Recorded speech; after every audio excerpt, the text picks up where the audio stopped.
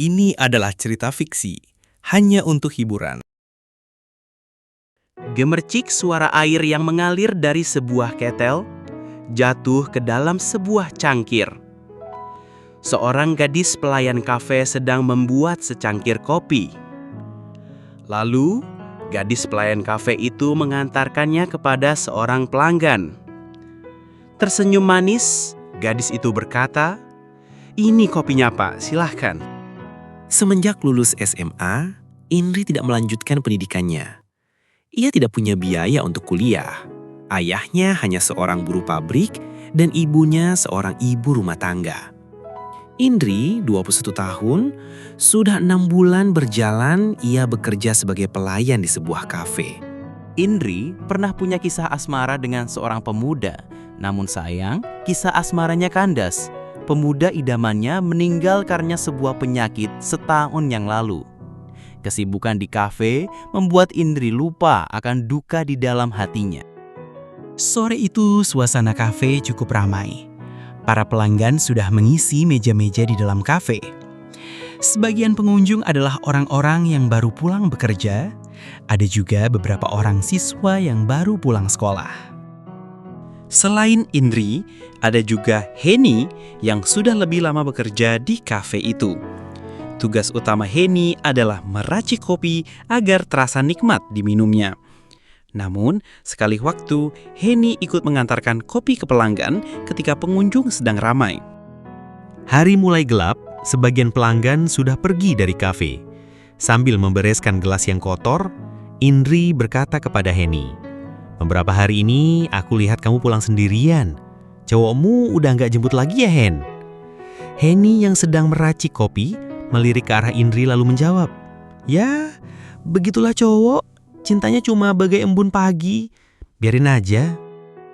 Hari sudah malam, hampir jam 10. Indri sudah membereskan semua piring dan gelas. Para pelanggan sudah pergi. Kafe sudah sepi dan segera tutup. Tiba-tiba datang seorang pemuda. Sikapnya tenang, namun ekspresinya dingin tanpa senyum. Ia duduk di meja pojok ruangan kafe. Kemudian pemuda itu memesan secangkir kopi. "Mbak, tolong kopinya satu." Sejak awal pemuda itu datang, Indri memperhatikan pemuda itu. Bukan pelanggan kafe, baru kali ini Indri melihatnya. Sikapnya aneh, ekspresinya dingin tanpa senyuman, dan yang lebih aneh lagi, pemuda itu tampan. Indri masih melongo memperhatikan pemuda itu sampai ia tersadarkan oleh tepukan Heni di pundaknya yang sambil berkata, "Hei, orang itu pesan kopi." Kemudian Indri bergegas mengantarkan kopi pesanan pemuda itu. Seperti biasa, sambil memberikan kopi, Indri berucap untuk menyapa pelanggannya. "Ini kopinya, silahkan." Secuil senyuman nampak di bibir pemuda itu, lalu meraih cangkir kopi yang disuguhkan Indri dan berkata, "Terima kasih." Sekilas mereka saling bertatapan mata. Lalu Indri kembali ke meja bartender. Indri termenung. Entah kenapa jantungnya terasa lemas. Ia merasa ada yang tak biasa dari pemuda itu. Sikapnya, tatapan matanya menikam ke lubuk hati. Nada suaranya begitu lembut, membuat duka di hatinya menjadi pudar. Dalam hati Indri berkata, kenapa aku ini? Baru pertama kali aku melihat dia." Heni memperhatikan Indri yang sudah beberapa saat termenung. Heni geleng kepala dan lagi-lagi menepuk pundak Indri sambil berkata, "Hei, kamu kesambet ya?" Tersadar dari lamunannya, Indri sedikit tersipu dan menjawab, "Kesambet apaan? Aku udah mulai mengantuk." Indri dan Heni yang sedang asik mengobrol baru sadar ketika melihat pemuda itu sudah tidak ada lagi di mejanya. Indri berjalan menghampiri meja itu dan melihat selembar uang kertas terselip di bawah cangkir kopi. Nilai uang itu melebihi harga kopi. Indri kembali membereskan semua perlengkapan kafe. Ia masih memikirkan pemuda itu. Sikapnya aneh, ekspresinya aneh, perginya aneh, berkesan misterius. Siapakah dia? Sambil merenung, Indri menutup kafe itu. karena hari sudah malam, sudah lewat jam 10. Beberapa hari kemudian, cuaca sedang hujan gerimis. Di dalam kafe, hanya beberapa orang pengunjung yang sedang minum kopi. Sambil membereskan gelas, Indri berkata kepada Henny, "Beberapa hari ini, pemuda aneh itu tidak datang lagi ya, Hen?" Henny mendengarkan ucapan Indri. Ia merasa kalau Indri tampaknya terpesona dengan pemuda itu. "Wah, kamu kesemsem ya, Indri." Indri tersipu tanpa berani menatap Henny karena takut ketahuan kalau sebenarnya di dalam hati Indri ingin melihat pemuda itu lagi. Idih, ngapain orang aneh gitu? Tapi ganteng juga ya, Hen? Henny tersenyum dan berkata, "Tuh kan?" Hari mulai malam, hujan sudah reda, dan pengunjung sudah sepi. Tiba-tiba pemuda misterius itu muncul. Ia melangkah tenang dan duduk di meja pojok kafe. Indri memperhatikan pemuda itu. Gaya dan penampil pemuda itu benar-benar membuat Indri terpesona. Ia tak sabar berharap pemuda itu memesan kopi agar ia bisa melihat pemuda itu lebih dekat. Beberapa saat Indri menunggu, tetapi pemuda itu hanya duduk diam termenung. Tatapan matanya seperti sedang melihat sebuah peristiwa yang belum bisa ia lupakan. Indri memperhatikan pemuda itu, berkata dalam benaknya, "Kenapa dia? Seperti sedang membawa beban pikiran yang sangat berat. Apakah dia sedang terluka parah?"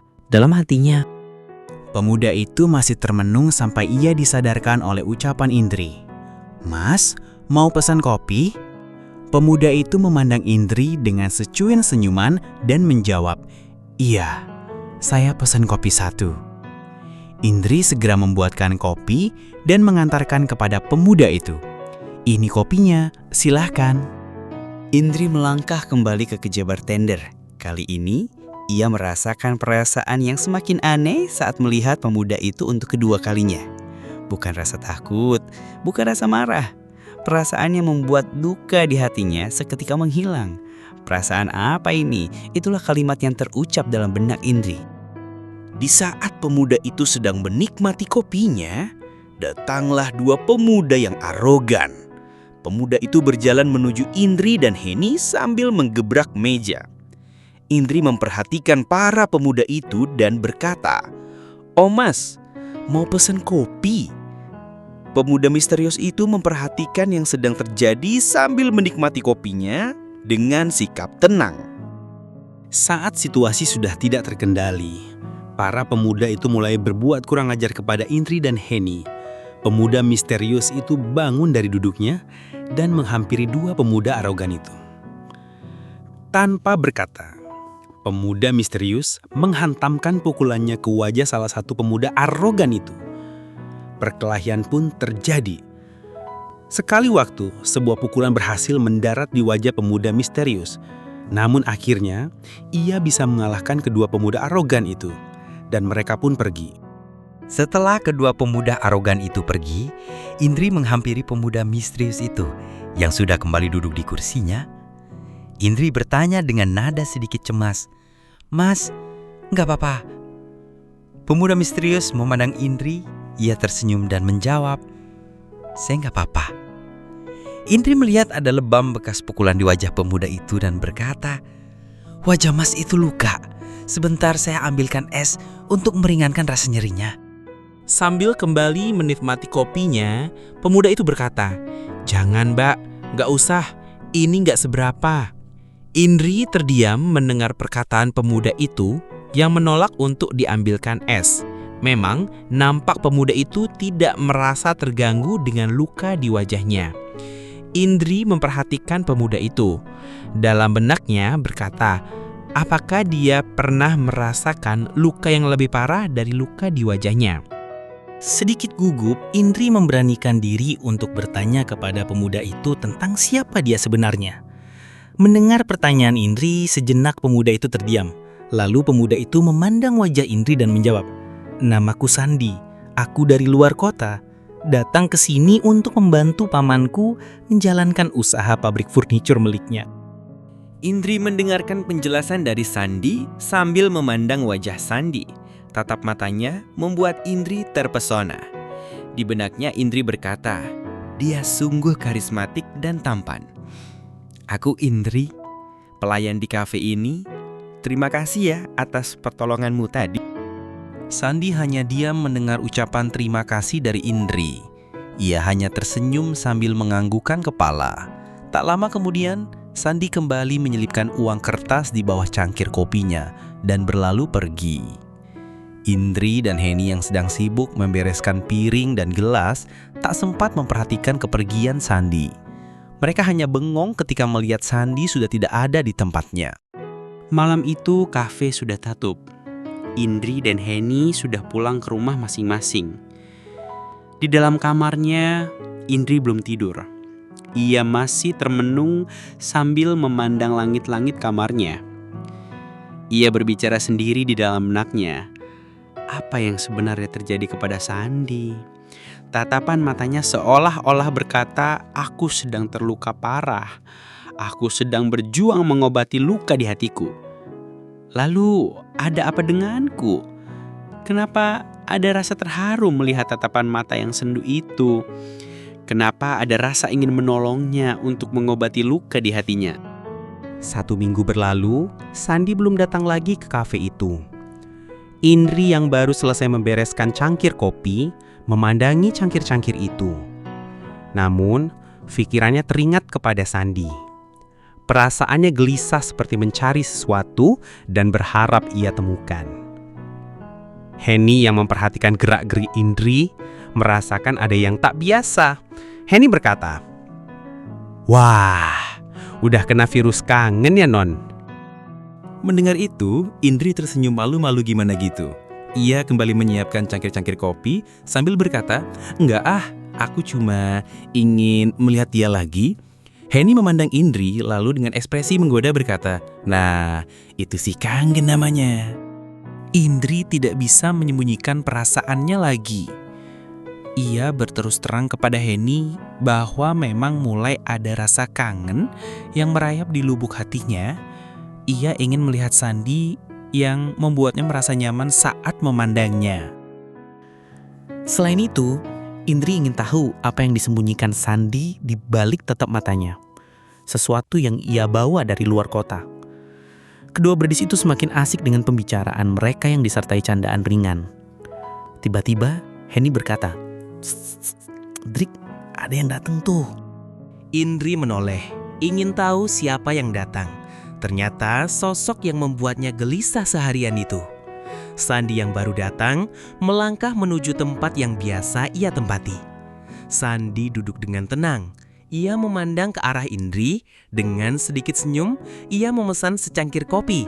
Indri segera membuatkan secangkir kopi dan mengantarkannya kepada Sandi. Sambil memberikan kopi, Indri menyapa Sandi. "Hei Sandi, kemana aja? Lama nggak kesini?" Indri memandangi Sandi yang beberapa saat hanya diam, tidak menjawab sapaannya. Sandi menyeruput kopinya, baru menjawab, "Beberapa hari ini aku sibuk di pabrik, banyak pekerjaan yang harus segera diselesaikan." Indri belum berani bertanya lebih jauh tentang Sandi. Setelah menyapa Sandi, ia kembali ke meja bartender. Sandi menatap cangkir kopinya. Tatapannya menembus hitam pekate kopi itu hingga ke dasar cangkir. Ia teringat sebuah kalimat yang pernah ia baca di dalam sebuah surat. Ia berkata, "Gadis itu cantik. Sepertinya dia baik hati. Apakah dia perempuan yang telah menungguku di suatu tempat itu?" Seketika Sandi merasa gelisah di dalam hatinya. Ia belum bisa meninggalkan masa lalunya. Kisah asmaranya dengan seorang gadis yang telah kandas tahun yang lalu. Ia merasa tidak mampu mengkhianati cintanya.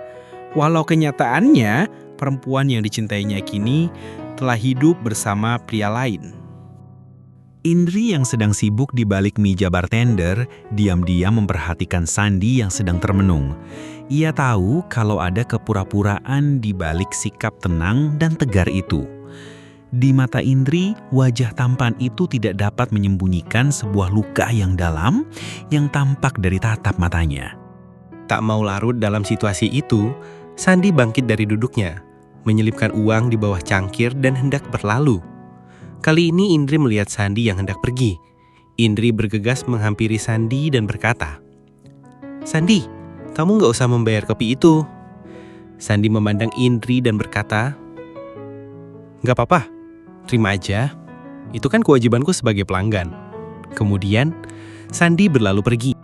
Sepanjang perjalanan pulang, Sandi teringat Indri. Ia merasa ada perhatian yang diberikan Indri. Banyak pertanyaan di dalam benak Sandi. Apakah dia perempuan itu? Kenapa dia? Apakah harus dia? Apakah aku harus mengkhianati rasa cintaku kepadamu, Lisa? Beberapa hari berlalu, saat itu hari sudah menjelang malam. Di rumahnya, Sandi merasa gelisah. Ia teringat Lisa. Ia memutuskan untuk pergi ke kafe untuk meredakan rasa gelisahnya. Padahal saat itu sedang turun hujan. Sandi tak peduli dan tetap berangkat. Sesampainya di kafe, tempat itu tampak sepi walau masih buka. Mungkin karena hujan, orang enggan untuk datang. Sandi melangkah masuk ke dalam kafe. Tak seorang pun langganan yang datang, hanya Sandi seorang. Di dalam, tampak Indri dan Heni sedang berbincang di salah satu meja kafe. Indri melihat Sandi yang baru datang. Ia segera menghampiri dan menyapa. "Hai Sandi, kenapa hujan-hujan kesini? Nanti kamu bisa sakit." Sandi tersenyum dan berkata, "Nggak apa-apa, aku ingin minum kopi." Sandi terdiam menunggu kopinya datang. Entah kenapa sapaan Indri tadi membuatnya merasa lebih tenang. Rasa gelisahnya perlahan mulai pergi. Indri pun datang membawakan secangkir kopi, kemudian duduk menemani Sandi. Karena kafe sedang sepi, Indri punya kesempatan untuk duduk menemani Sandi. Mereka pun mulai berbincang, saling memperkenalkan diri sedikit lebih dalam. Namun Sandi masih menutup rapat cerita tentang kisah asmaranya yang lalu. Ia hanya ingin bersahabat dengan Indri saat itu. Indri memandang dalam-dalam wajah Sandi. Dari tutur katanya dan sikapnya, Indri merasa kalau Sandi adalah sosok yang baik hati dan bertanggung jawab. Cuma satu yang mengganjal di benak Indri saat itu. Kenapa ia sampai terluka? Siapa yang tega menyakiti perasaannya? Apa yang kurang darinya? Kenapa ada perempuan sebodoh itu? Sandi menyadari kalau Indri sedang memperhatikannya. Ia pura-pura tidak tahu dan tetap cuek sambil menikmati kopinya. Lalu Sandi berkata pelan, "Apa yang sedang kau cari dariku?" Mendengar ucapan itu, Indri masih terus memandang Sandi. Dengan tatapan penuh kasih sayang, Indri berkata, "Maafkan aku Sandi, tapi apakah aku boleh tahu apa yang kau sembunyikan di balik senyummu dan tatapan matamu?" Sandi menghela napas dalam-dalam. Ia menatap Indri dan berkata, "Indri, baru kamu, hanya kamu perempuan yang mampu melihat jauh ke dalam tatapan mataku." Dalam benaknya, Indri ingin sekali mengusap wajah tampan yang terluka itu dengan tangannya. Namun Indri belum sanggup untuk melakukannya. Rasa haru mulai menyusup ke dalam sanubari Indri. Indri berkata, "Sandi, maukah kau menceritakan kepadaku?" Sandi terdiam. Ia menunduk, lalu berkata, "Ini terlalu berat, tapi aku tidak ingin menceritakannya kepada siapapun." Indri memberanikan diri memegang tangan Sandi. Saat mereka saling bertatap mata, Sandi merasakan tatapan itu sama seperti Lisa yang sedang menatapnya. "Lisa, apakah dia perempuan yang kau katakan itu? Kenapa kau memilih dia untuk menggantikanmu? Aku tak sanggup untuk mengkhianatimu, Lisa." Sambil menggenggam tangan Sandi, Indri menatap wajah Sandi, seolah ia merasakan kepedihan yang ada di dalam lubuk hati Sandi. Sandi menatap wajah Indri, tersenyum lalu berkata, "Indri, hari sudah malam. Aku akan pulang. Terima kasih kau memperhatikanku." Indri sudah tak mampu membendung perasaannya. Tiba-tiba matanya berkaca-kaca. Ada rasa kasihan yang dalam ia rasakan, dan juga rasa sayang kepada Sandi. Namun ia tak bisa mencegah Sandi yang hendak pulang. Indri melepas genggamannya dan terus memandangi Sandi yang melangkah pergi di kegelapan malam. Sandi terus melangkah di kegelapan malam, tetap membawa goresan luka di lubuk hatinya. Ia berkata, "Lisa, aku tidak ingin ranting yang patah ini menjadi terputus." Rintik hujan kembali turun mengiringi langkah kaki pemuda itu.